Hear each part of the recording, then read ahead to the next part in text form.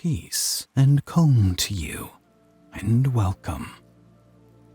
My name is Brad, and I'm here to share a moment of rest with you. Welcome back to Dreamy Nights. Take a gentle breath in.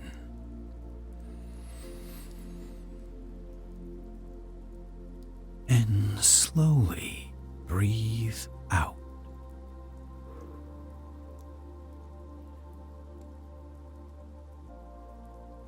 Feel your body getting heavier, your thoughts quieter. Tonight's story, part 2 of The Story of Mankind, will guide you into a place of rest and wonder.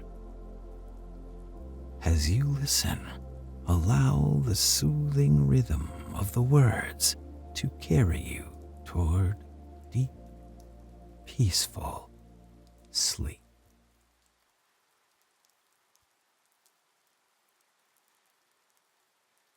The Nile Valley. The beginning of civilization in the valley of the Nile. The history of man is the record of a hungry creature in search of food. Wherever food was plentiful, thither man has traveled to make his home. The fame of the valley of the Nile must have spread at an early date. From the interior of Africa, and from the desert of Arabia, and from the western part of Asia, people had flocked to Egypt to claim their share of the rich farms. Together, these invaders had formed a new race, which called itself Remi, or the Men, just as we sometimes call America God's own country. They had good reason to be grateful to a fate which had carried them to this narrow strip of land. In the summer of each year, the Nile turned the valley into a shallow lake, and when the waters receded, all the grain fields and the pastures were covered with several inches of the most fertile clay.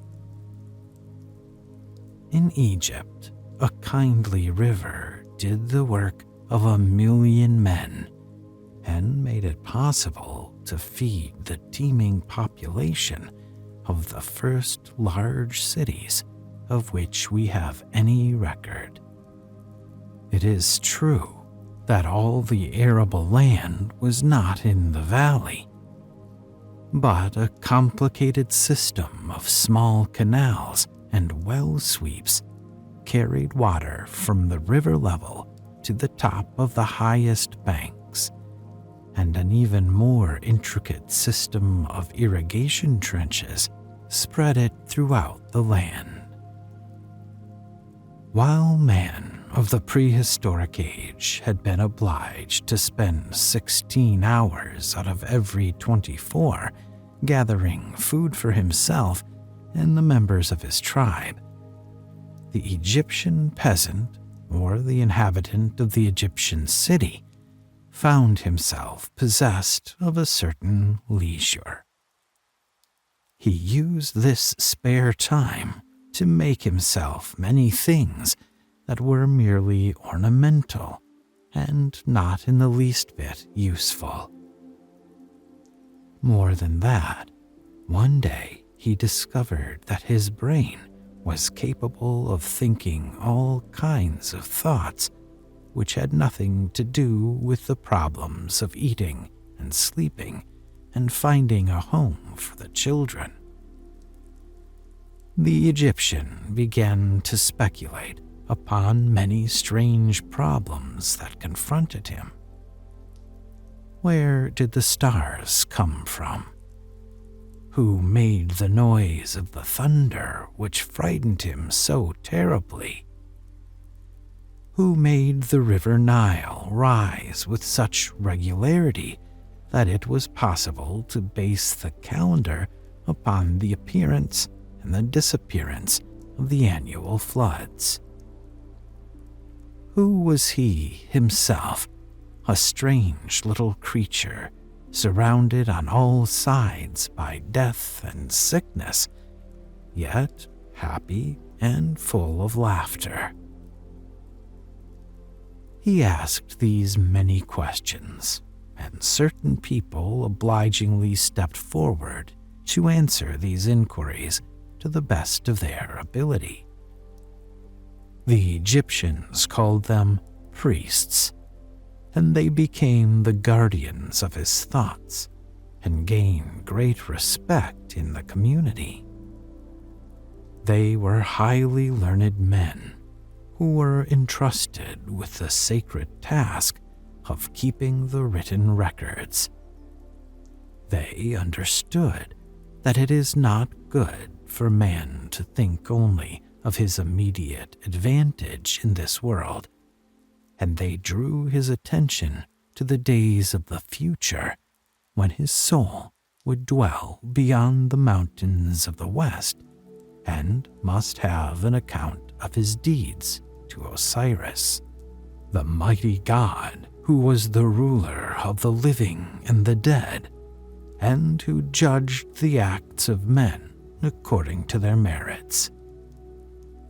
Indeed, the priests made so much of that future day in the realm of Isis and Osiris that the Egyptians began to regard life merely as a short preparation for the hereafter, and turned the teeming valley of the Nile into a land devoted to the dead.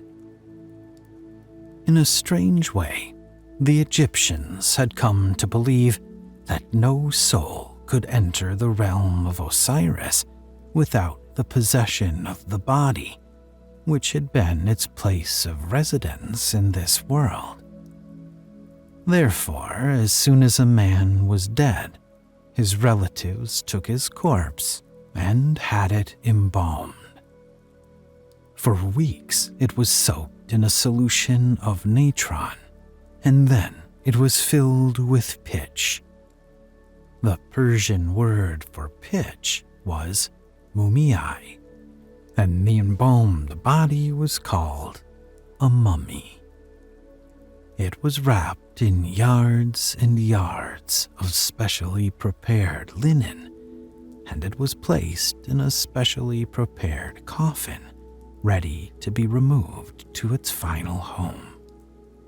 But an Egyptian grave was a real home where the body was surrounded by pieces of furniture and musical instruments to while away the dreary hours of waiting, and by little statues of cooks and bakers and barbers, that the occupant of this dark home might be decently provided with food and the need not to go about unshaven. Originally, these graves had been dug into the rocks of the western mountains, but as the Egyptians moved northward, they were obliged to build their cemeteries in the desert.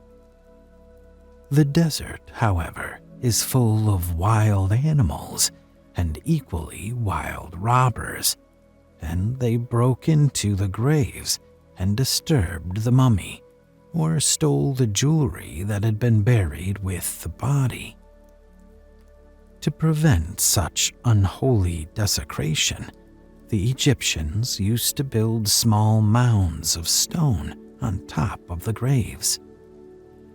These little mounds gradually grew in size because the rich people built higher mounds than the poor, and there was a good deal of competition to see who could make the highest hill of stones. The record was made by King Khufu, whom the Greeks called Cheops, and who lived 30 centuries before our era. His mound, which the Greeks called a pyramid, because the Egyptian word for high was pyramos, was over 500 feet high. It covered more than 13 acres of desert, which is 3 times as much space as that occupied by the Church of St. Peter, the largest edifice of the Christian world. During 20 years, over 100,000 men were busy carrying the necessary stones from the other side of the river, ferrying them across the Nile. How they ever managed to do this, we do not understand.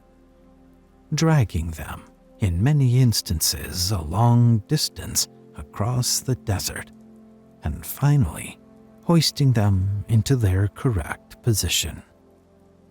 But so well did the king's architects and engineers perform their task that the narrow passageway which leads to the royal tomb in the heart of the stone monster has never yet been pushed out of shape by the weight of those thousands of tons of stone which press upon it from all sides. The story of Egypt. The rise and fall of Egypt. The river Nile was a kind of friend, but occasionally it was a hard taskmaster. It taught the people who lived along its banks the noble art of teamwork. They depended upon each other to build their irrigation trenches and keep their dikes in repair. In this way, they learned how to get along with their neighbors, and their mutual benefit association quite easily developed into an organized state.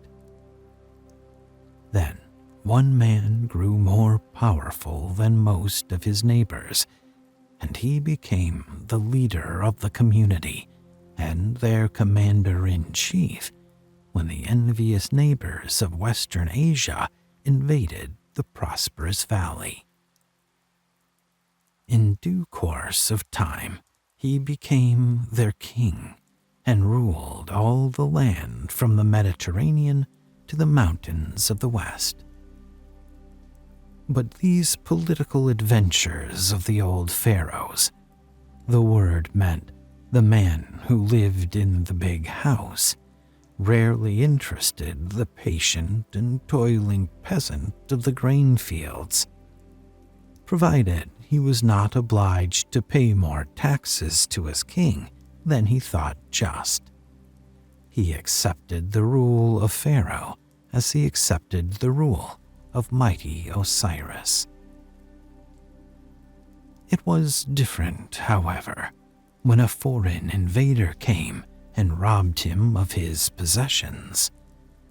After 20 centuries of independent life, a savage Arab tribe of shepherds called the Hyksos attacked Egypt, and for 500 years they were the masters of the valley of the Nile.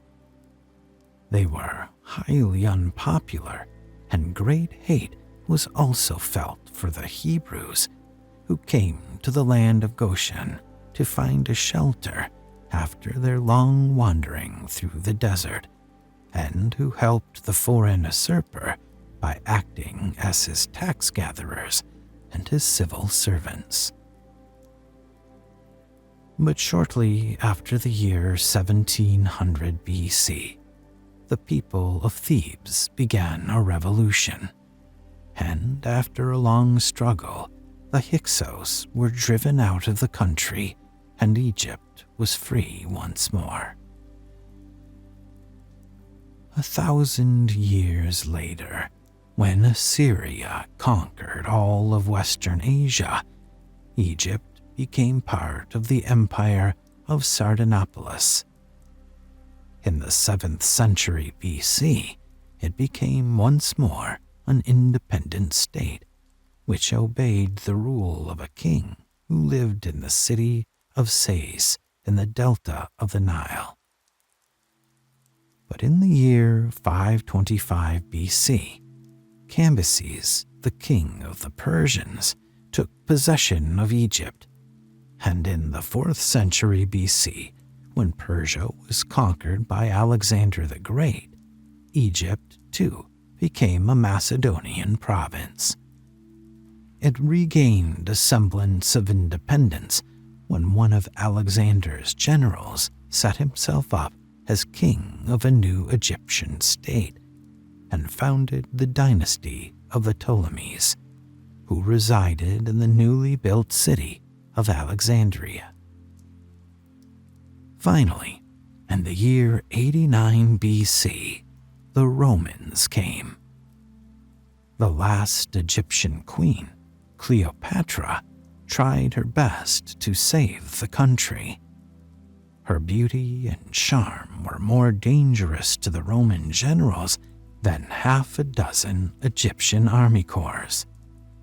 Twice she was successful in her attacks upon the hearts of her Roman conquerors. But in the year 30 BC, Augustus, the nephew and heir of Caesar, landed in Alexandria. He did not share his late uncle's admiration for the lovely princess. He destroyed her armies, but spared her life that he might make her march in his triumph as part of the spoils of war. When Cleopatra heard of this plan, she killed herself by taking poison, and Egypt became a Roman province. Mesopotamia. Mesopotamia, the second center of Eastern civilization. I am going to take you to the top of the highest pyramid, and I am going to ask that you imagine yourself possessed of the eyes of a hawk. Way, way off in the distance, far beyond the yellow sands of the desert, you will see something green and shimmering. It is a valley situated between two rivers. It is called the Paradise of the Old Testament. It is the land of mystery and wonder, which the Greeks called Mesopotamia, the country between two rivers. The names of the two rivers are the Euphrates, which the Babylonians called Huratu, and the Tigris, which is known as the Diklat. They began their course amidst the snows of the mountains of Armenia, where Noah's Ark found a resting place, and slowly they flow through the southern plain until they reach the muddy banks of the Persian Gulf. They perform a very useful service. They turn the arid regions of Western Asia into a fertile garden. The valley of the Nile had attracted people because it had offered them food upon fairly easy terms. The land between rivers was popular for the same reason.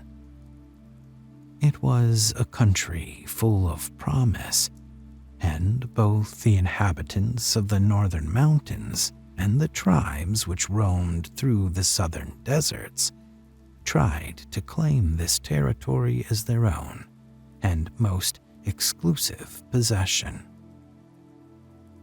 The constant rivalry between the mountaineers and the desert nomads led to endless warfare.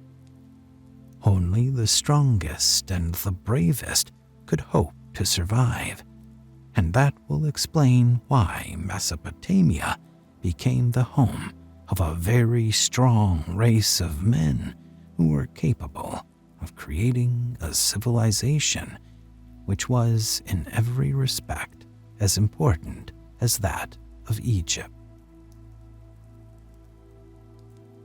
The Sumerians.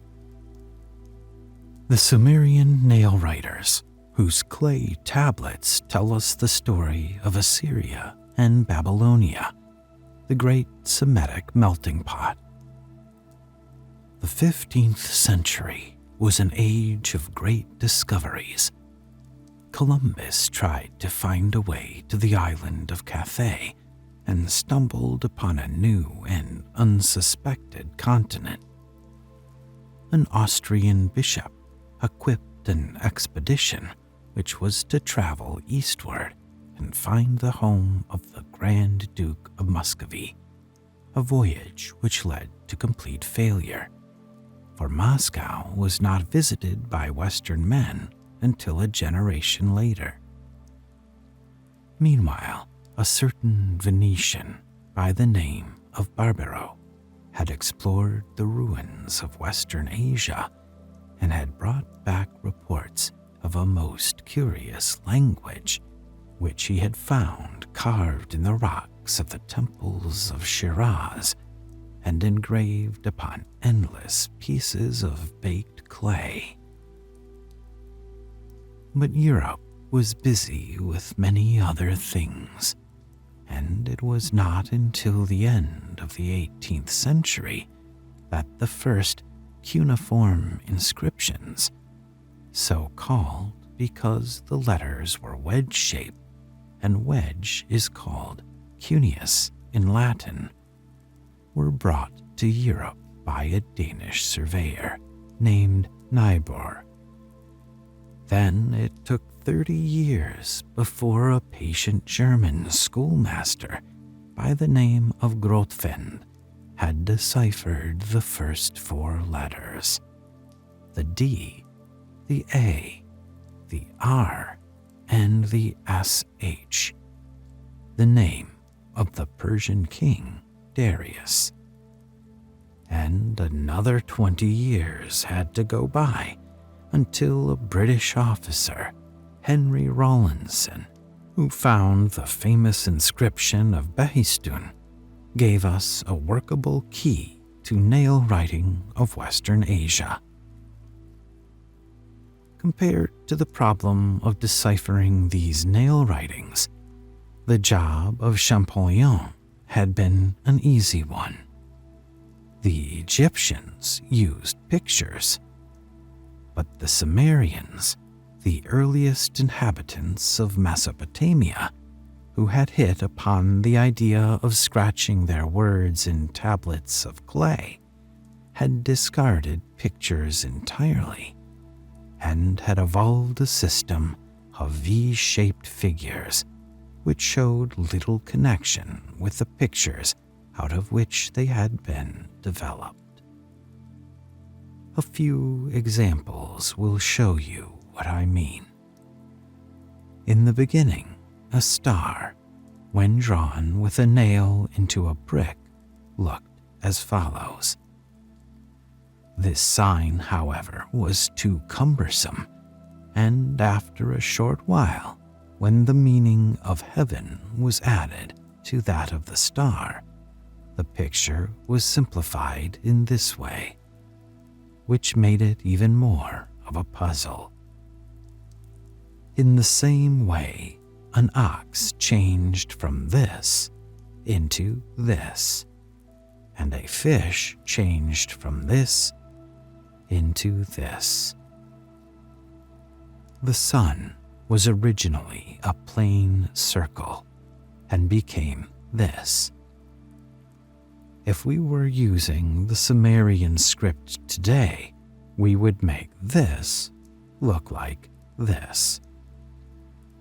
This system of writing down our ideas looks rather complicated, but for more than 30 centuries it was used by the Sumerians and the Babylonians, and the Assyrians and the Persians, and all the different races which forced their way into the fertile valley. The story of Mesopotamia is one of endless warfare and conquest. First, the Sumerians came from the north. They were a white people who had lived in the mountains. They had been accustomed to worship their gods on the tops of hills. After they had entered the plain, they constructed artificial little hills on top of which they built their altars. They did not know how to build stairs, and they therefore surrounded their towers with sloping galleries.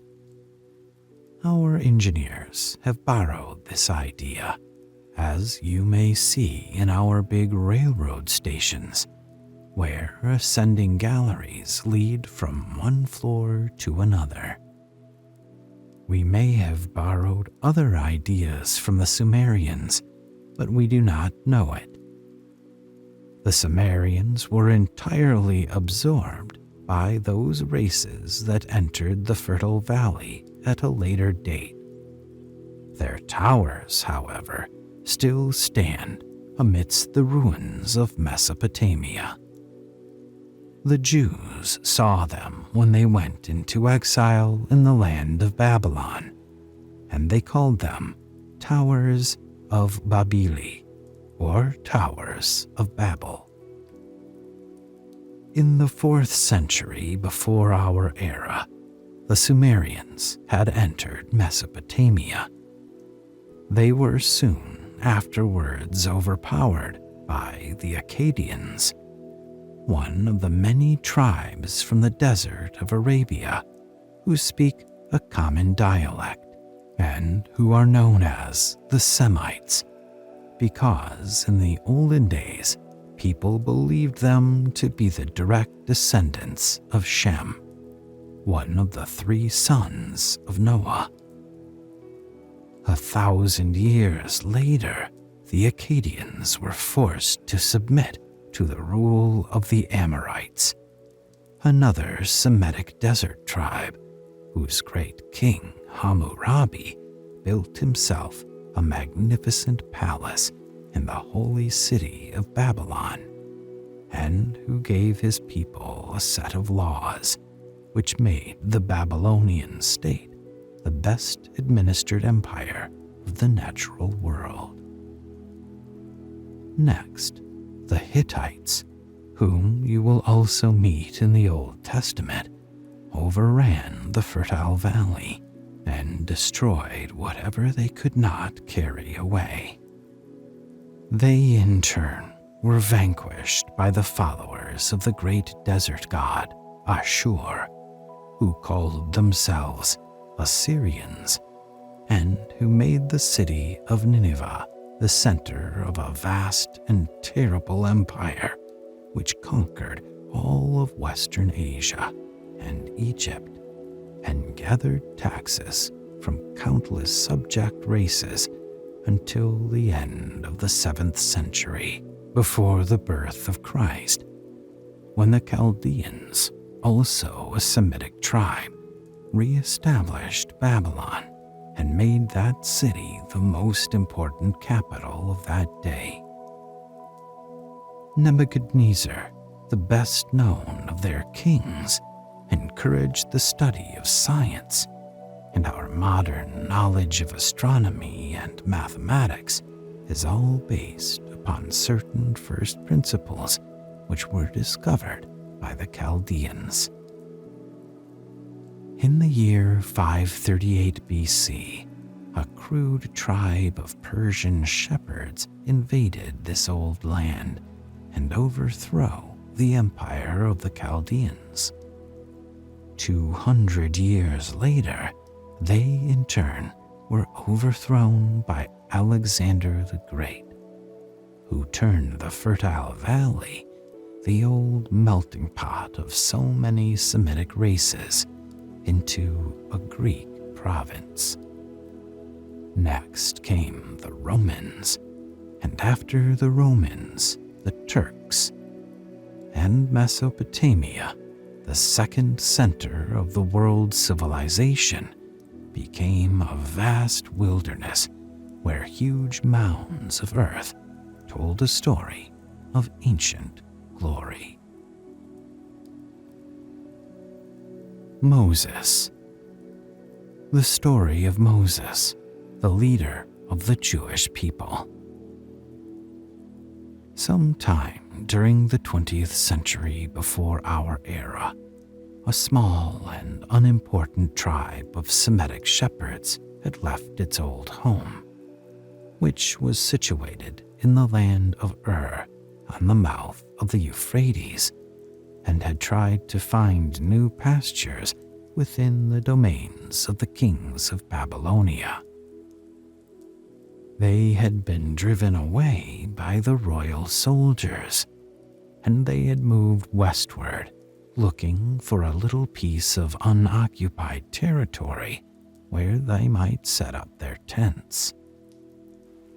This tribe of shepherds was known as the Hebrews, or as we call them, the Jews. They had wandered far and wide, and after many years of dreary peregrinations, they had been given shelter in Egypt. For more than 5 centuries they had dwelt among the Egyptians, and when their adopted country had been overrun by the Hyksos marauders, as I told you in the story of Egypt, they had managed to make themselves useful to the foreign invader and had been left in the undisturbed possession of their grazing fields. But after a long war of independence, the Egyptians had driven the Hyksos out of the valley of the Nile, and then the Jews had come upon evil times, for they had been degraded to the rank of common slaves, and they had been forced to work on the royal roads and on the pyramids. And as the frontiers were guarded by the Egyptian soldiers, it had been impossible for the Jews to escape. After many years of suffering, they were saved from their miserable fate by a young Jew called Moses, who for a long time had dwelt in the desert, and there had learned to appreciate the simple virtues of his earliest ancestors, who had kept away from cities and city life, and had refused to let themselves be corrupted by the ease and the luxury of a foreign civilization. Moses decided to bring his people back to a love of the ways of the patriarchs.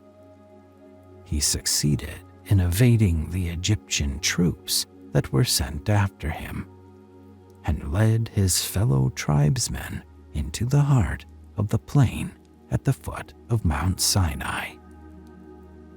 During his long and lonely life in the desert, he had learned to revere the strength of the great God of the thunder and the storm, who ruled the high heavens, and upon whom the shepherds depended for life and light and breath.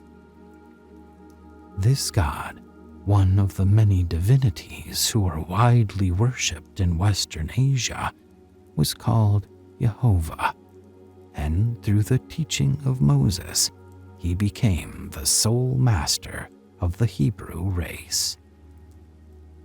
One day, Moses disappeared from the camp of the Jews. It was whispered that he had gone away carrying 2 tablets of rough-hewn stone. That afternoon, the top of the mountain was lost to sight. The darkness of a terrible storm hid it from the eye of man, But when Moses returned, behold, there stood engraved upon the tablets the words which Jehovah had spoken unto the people of Israel amidst the crash of his thunder and the blinding flashes of his lightning. And from that moment, Jehovah was recognized by all the Jews as the highest master of their fate, the only true God who had taught them how to live holy lives when he bade them to follow the wise lessons of his 10 Commandments. They followed Moses when he bade them continue their journey through the desert. They obeyed him when he told them what to eat and drink and what to avoid, that they might keep well in the hot climate. And finally, after many years of wandering, they came to a land which seemed pleasant and prosperous. It was called Palestine, which means the country of the Pelistu, the Philistines, a small tribe of Cretans who had settled along the coast after they had been driven away from their own island. Unfortunately, the mainland, Palestine, was already inhabited by another Semitic race called the Canaanites. But the Jews forced their way into the valleys and built themselves cities and constructed a mighty temple in a town which they named Jerusalem, the home of peace. As for Moses, he was no longer the leader of his people. He had been allowed to see the mountain ridges of Palestine from afar. Then he had closed his tired eyes for all time. He had worked faithfully and hard to please Jehovah. Not only had he guided his brethren out of foreign slavery into the free and independent life of a new home, but he had also made the Jews the first of all nations to worship a single God. The Phoenicians. The Phoenicians who gave us our alphabet. The Phoenicians, who were the neighbors of the Jews, were a Semitic tribe, which at a very early age had settled along the shores of the Mediterranean. They had built themselves 2 well-fortified towns, Tyre and Sidon, and within a short time they had gained a monopoly of the trade of the western seas. Their ships went regularly to Greece and Italy and Spain, and they even ventured beyond the Straits of Gibraltar to visit the Scilly Islands, where they could buy tin. Wherever they went, they built themselves small trading stations, which they called colonies. Many of these were the origin of modern cities, such as Cadiz and Marseille. They bought and sold whatever promised to bring them a good profit. They were not troubled by a conscience. If we are to believe all their neighbors, they did not know what the word honesty or integrity meant. They regarded a well-filled treasure chest the highest ideal of all good citizens. Indeed, they were very unpleasant people and did not have a single friend. Nevertheless, they have rendered all coming generations one service of the greatest possible value. They gave us our alphabet. The Phoenicians had been familiar with the art of writing, invented by the Sumerians, but they regarded these pothooks as a clumsy waste of time. They were practical businessmen and could not spend hours engraving 2 or 3 letters. They set to work and invented a new system of writing, which was greatly superior to the old one. They borrowed a few pictures from the Egyptians, and they simplified a number of the wedge-shaped figures of the Sumerians.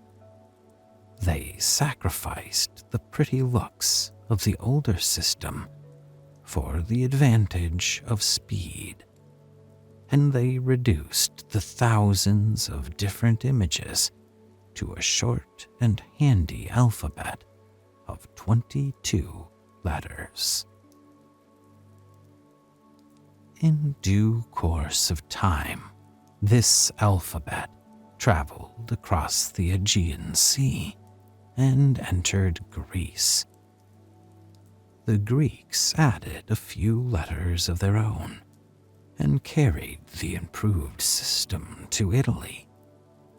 The Romans modified the figures somewhat and in turn taught them to the wild barbarians of Western Europe.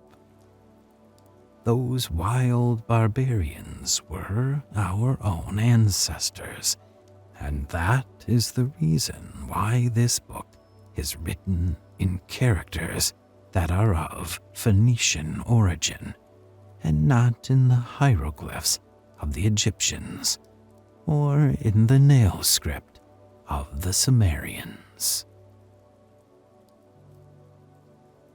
The Indo-Europeans.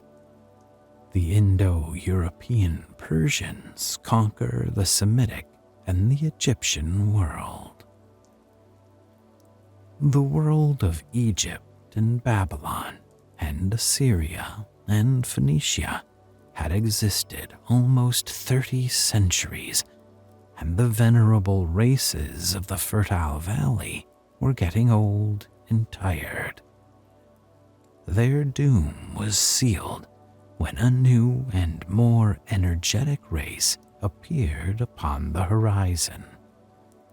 We call this race the Indo-European race because it conquered not only Europe, but also made itself the ruling class in the country which is now known as British India. These Indo-Europeans were white men like the Semites, but they spoke a different language, which is regarded as the common ancestor of all European tongues, with the exception of Hungarian and Finnish, and the Basque dialects of northern Spain. When we first hear of them, they had been living along the shores of the Caspian Sea for many centuries. But one day they had packed their tents and they had wandered forth in search of a new home. Some of them had moved into the mountains of Central Asia, and for many centuries they had lived among the peaks which surrounded the plateau of Iran, and that is why we call them Aryans. Others had followed the setting sun, and they had taken possession of the plains of Europe, as I shall tell you when I give you the story of Greece and Rome. For the moment, we must follow the Aryans. Under the leadership of Zarathustra, or Zoroaster, who was their great teacher, many of them had left their mountain homes to follow the swiftly flowing Indus River on its way to the sea. Others had preferred to stay among the hills of Western Asia, and there they had founded the half-independent communities of the Medes and the Persians, two peoples whose names we have copied from the old Greek history books. In the 7th century, before the birth of Christ, the Medes had established a kingdom of their own called Media. But this perished when Cyrus, the chief of a clan known as the Anshan, made himself king of all the Persian tribes and started upon a career of conquest, which soon made him and his children the undisputed masters of the whole of Western Asia and Egypt. Indeed, with such energy did these Indo-European Persians push their triumphant campaigns in the West, that they soon found themselves in serious difficulties with certain other Indo-European tribes, which centuries before had moved to Europe and had taken possession of the Greek peninsula and the islands of the Aegean Sea. These difficulties led to the 3 famous wars between Greece and Persia, during which King Darius and King Xerxes of Persia invaded the northern part of the peninsula. They ravaged the lands of the Greeks and tried very hard to get a foothold on the European continent. But in this, they did not succeed. The navy of Athens proved inconquerable. By cutting off the lines of supplies of the Persian armies, the Greek sailors invariably forced the Asiatic rulers to return to their base. It was the first encounter between Asia, the ancient teacher, and Europe, the young and eager pupil. A great many of the other chapters of this book will tell you how the struggle between East and West has continued until this very day. The Aegean Sea. The people of the Aegean Sea carried the civilization of old Asia into the wilderness of Europe. When Heinrich Schliemann was a little boy, his father told him the story of Troy. He liked that story better than anything else he had ever heard, and he made up his mind that as soon as he was big enough to leave home, he would travel to Greece and find Troy. That he was the son of a poor country parson in a Mecklenburg village did not bother him. He knew that he would need money, but he decided to gather a fortune first and do the digging afterwards. As a matter of fact, he managed to get a large fortune within a very short time, and as soon as he had enough money to equip an expedition, he went to the northwest corner of Asia Minor, where he supposed that Troy had been situated. In that particular nook of old Asia stood a high mound covered with grain fields. According to tradition, it had been the home of Priamus, the king of Troy. Schliemann, whose enthusiasm was somewhat greater than his knowledge, wasted no time in preliminary explorations. At once he began to dig, and he dug with such zeal and such speed that his trench went straight through the heart of the city for which he was looking, and carried him to the ruins of another buried town, which was at least 1,000 years older than the Troy of which Homer had written. Then something very interesting occurred. If Schliemann found a few polished stone hammers and perhaps a few pieces of crude pottery, no one would have been surprised. Instead of discovering such objects, which people had generally associated with the prehistoric men who had lived in these regions before the coming of the Greeks, Schliemann found beautiful statuettes and very costly jewelry and ornamented vases of a pattern that was known to the Greeks. He ventured the suggestion that fully 10 centuries before the Great Trojan War, the coast of the Aegean had been inhabited by a mysterious race of men, who in many ways had been the superiors of the wild Greek tribes who had invaded their country and had destroyed their civilization, or absorbed it until it had lost all trace of originality. And this proved to be the case.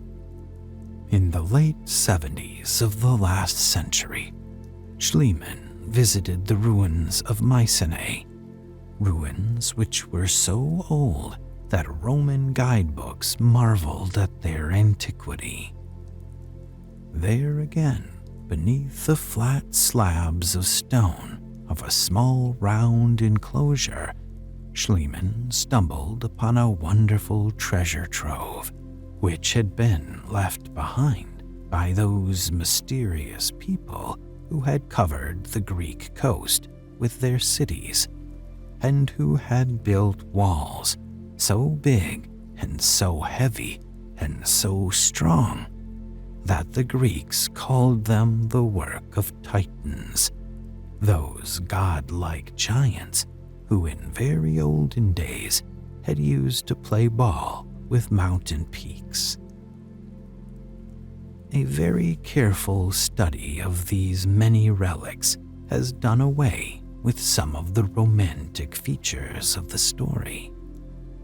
The makers of these early works of art and the builders of these strong fortresses were no sorcerers, but simple sailors and traders. They had lived in Crete and on the many small islands of the Aegean Sea. They had been hardy mariners, and they had turned the Aegean into a center of commerce for the exchange of goods between the highly civilized East and the slowly developing wilderness of the European mainland. For more than 1,000 years, they had maintained an island empire which had developed a very high form of art. Indeed, their most important city, Knossos, on the northern coast of Crete, had been entirely modern in its insistence upon hygiene and comfort. The palace had been properly drained, and the houses had been provided with stoves, and the Gnosians had been the first people to make a daily use of the hitherto unknown bathtub. The palace of their king had been famous for its winding staircases and its large banqueting hall.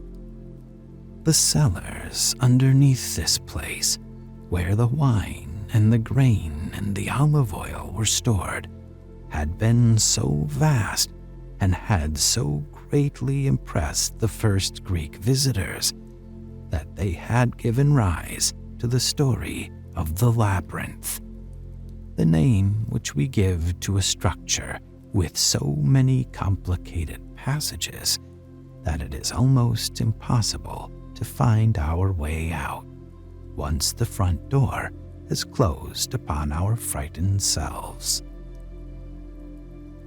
But what finally became of this great Aegean empire, and what caused its sudden downfall, that I cannot tell. The Cretans were familiar with the art of writing, but no one has yet been able to decipher their inscriptions. Their history, therefore, is unknown to us. We have to reconstruct the record of their adventures from the ruins which the Aegeans have left behind.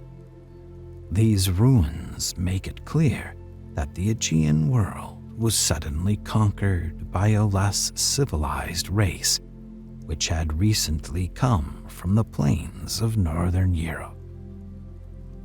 Unless we are very much mistaken, the savages who were responsible for the destruction of the Cretan and the Aegean civilization were none other than certain tribes of wandering shepherds who had just taken possession of the rocky peninsula between the Adriatic and the Aegean Seas, and who are known to us as Greeks.